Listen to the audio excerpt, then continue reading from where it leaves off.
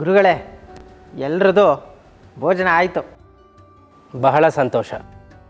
ಗುರುಗಳೇ, ಅದೇನು ವಿಸ್ಮಯವೋ ಪವಾಡವೋ ಒಂದೂ ತಿಳಿತಾ ಇಲ್ಲ. ನಾನೇ ಖುದ್ದಾಗಿ ಪ್ರಸಾದ ಮಾಡಿದ್ದೀನಿ. ಹಬ್ಬ ಅಂದರೆ ಆ ಪ್ರಸಾದನ 3 ಜನ ಸೇವಿಸ್ಬೋದು. ಆದರೆ ಭೋಗೇಂದ್ರ ಅವರು ಬಡಿಸಿ ಬರೋ ಅಷ್ಟರಲ್ಲಿ ಪಾತ್ರೆ ತುಂಬ ಪ್ರಸಾದ ತುಂಬಿಕೊಂಡಿದೆ.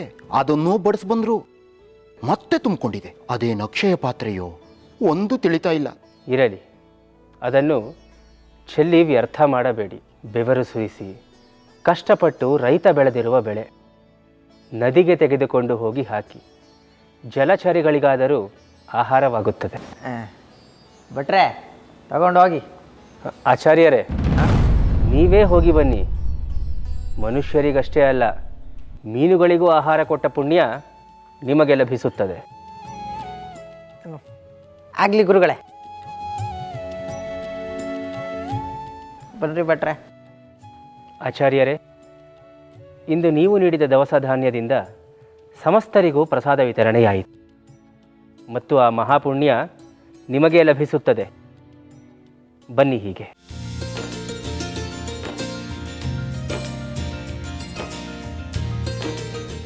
ಕಲ್ಯಾಣಮಸ್ತು.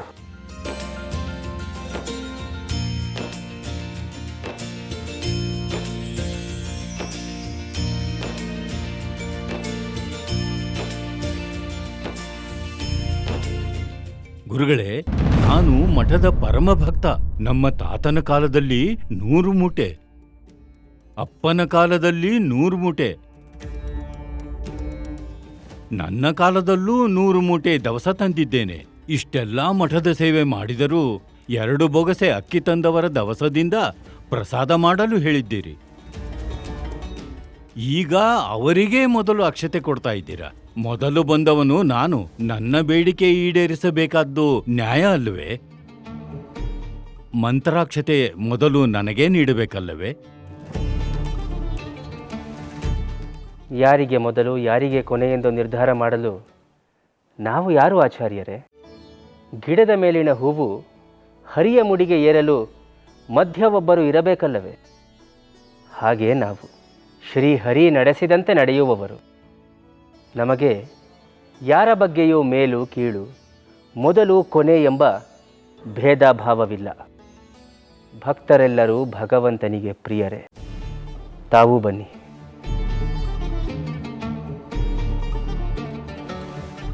ಶುಭಂ ಭೂಯಾತ್.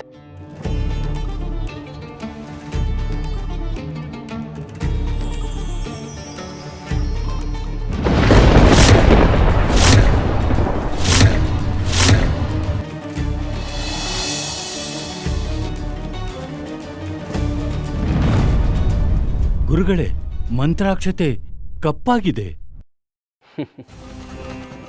ನೀವೇ ನೋಡುತ್ತಿದ್ದೀರಿ, ಇಲ್ಲಿರುವುದು ಒಂದೇ ಮಂತ್ರಾಕ್ಷತೆ. ಎಲ್ಲರಿಗೂ ಕೊಟ್ಟ ಹಾಗೆ ನಿಮಗೂ ಆತ್ಮೀಯವಾಗಿಯೇ ಕೊಟ್ಟಿದ್ದೇವೆ. ಅದು ಹೇಗೆ ಕಪ್ಪಾಯಿತು ಎಂಬುದನ್ನು ನೀವೇ ವಿವೇಚಿಸಬೇಕಷ್ಟೆ. ಕ್ಷಮಿಸಿ ಗುರುಗಳೇ, ನನ್ನಿಂದ ಏನ್ ತಪ್ಪಾಗಿದೆ? ವ್ಯಾಸರಾಜರು ತಮ್ಮ ಶಿಷ್ಯರನ್ನೆಲ್ಲ ಕೂರಿಸಿಕೊಂಡು ನಿಮ್ಮಲ್ಲಿ ಯಾರು ಸ್ವರ್ಗಕ್ಕೆ ಹೋಗಬಲ್ಲಿರಿ ಎಂದು ಕೇಳುತ್ತಾರೆ. ಯಾರಿಗೂ ಉತ್ತರ ಹೇಳುವ ಧೈರ್ಯ ಬರುವುದಿಲ್ಲ. ಆಗ ಮಹಾಮಹಿಮರಾದ ಶ್ರೀ ಕನಕದಾಸರು ನಾನು ಹೋದರೆ ಹೋದೇನು ಎಂದು ಬಹಳ ವಿನಮ್ರವಾಗಿ ಹೇಳುತ್ತಾರೆ. ಎಲ್ಲರಿಗೂ ಆಶ್ಚರ್ಯ. ಮಂತ್ರೋಪದೇಶವಾಗಿ ತ್ರಿಕಾಲಜ್ಞಾನಿಗಳಾದ ನಾವೇ ಯೋಚಿಸುತ್ತಿದ್ದೇವೆ. ಆದರೆ ಕನಕದಾಸರು ಮಾತ್ರ ನಾನು ಹೋದರೆ ಹೋದೇನು ಎಂದು ಎಷ್ಟು ಧೈರ್ಯವಾಗಿ ಹೇಳಿದ್ದಾರೆ. ಆಗ ಶ್ರೀಗುರುಗಳು ಪ್ರಶ್ನಿಸುತ್ತಾರೆ. ಅದಕ್ಕೆ ಕನಕದಾಸರು ಹೀಗೆ ವ್ಯಾಖ್ಯಾನಿಸುತ್ತಾರೆ: ನಾನು ಎಂಬ ಅಹಂ ಹೋದರೆ ಆಗ ಸ್ವರ್ಗಕ್ಕೆ ಹೋದೇನು ಎಂಬುದು ಅದರ ಭಾವಾರ್ಥ. ಶ್ರೀನಿವಾಸಾಚಾರ್ಯರು ಸ್ವತಃ ತಾವೇ ದುಡಿದು ಬೆವರು ಸುರಿಸಿ ದವಸ ಸಂಪಾದನೆ ಮಾಡಿ ತಂದಿದ್ದರು. ಅದು ಶ್ರೀಹರಿಗೆ ಇಷ್ಟವಾಯಿತು, ಪ್ರಸಾದವಾಯಿತು. ಆದರೆ ನೀವು 100 ಜನ ರೈತರು ಬೆವರು ಸುರಿಸಿ ದುಡಿದದ್ದನ್ನು ನಾನು ನನ್ನದು ಅಂತ ಅಹಂಭಾವದಿಂದ ಹೇಳ್ತಾ ಇದ್ದೀರಿ. ಭಗವಂತನ ಸನ್ನಿಧಿಯಲ್ಲಿ ಅಹಂಕಾರ ಸಲ್ಲದು. ಅದನ್ನು ನಿಮಗೆ ತಿಳಿಸಲೆಂದೇ ಶ್ರೀಹರಿ ಸಣ್ಣದೊಂದು ಸೂಚನೆ ನೀಡಿದ್ದಾನೆ. ಎಚ್ಚೆತ್ತುಕೊಂಡರೆ ನಿಮಗೆ ಕ್ಷೇಮ. ಕ್ಷಮಿಸಿ ಗುರುಗಳೇ, ಕ್ಷಮಿಸಿ. ನನ್ನ ಕಣ್ಣುಗಳಿಗೆ ಆವರಿಸಿದ್ದ ಅಹಂಕಾರದ ಪೊರೆಯನ್ನು ಹರಿದು ಹಾಕಿದ್ದೀರಿ. ನಿಮಗೆ ಜನ್ಮಪೂರ್ತಿ ನಾನು ಋಣಿಯಾಗಿರ್ತೀನಿ. ದಯಮಾಡಿ ಬೇರೆ ಅಕ್ಷತೆ ನೀಡಿ ನನ್ನನ್ನು ಆಶೀರ್ವದಿಸಿ. ಬೇರೆ ಅಕ್ಷತೆ ಏಕೆ? ನಿಮ್ಮ ಕಣ್ಣಲ್ಲಿರುವ ಅಹಂಕಾರವನ್ನು ತ್ಯಜಿಸಿ ಆ ಅಕ್ಷತೆಯನ್ನೇ ನೋಡಿ.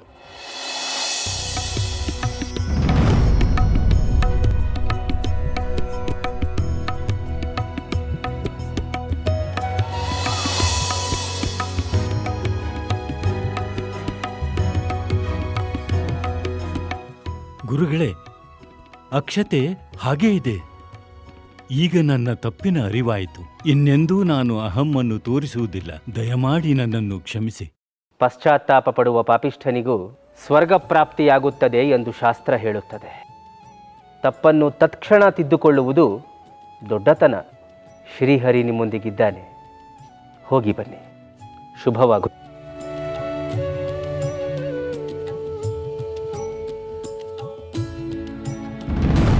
ಗುರುಗಳೇ, ನಾವಿನ್ನು ಹೋಗಿ ಬರ್ತೇವೆ. ಹೋಗಿ ಬನ್ನಿ. ಎಲ್ಲರಿಗೂ ನಮ್ಮ ಆಶೀರ್ವಾದವನ್ನು ತಿಳಿಸಿ. ಅಪ್ಪಣೆ ಗುರುಗಳೇ.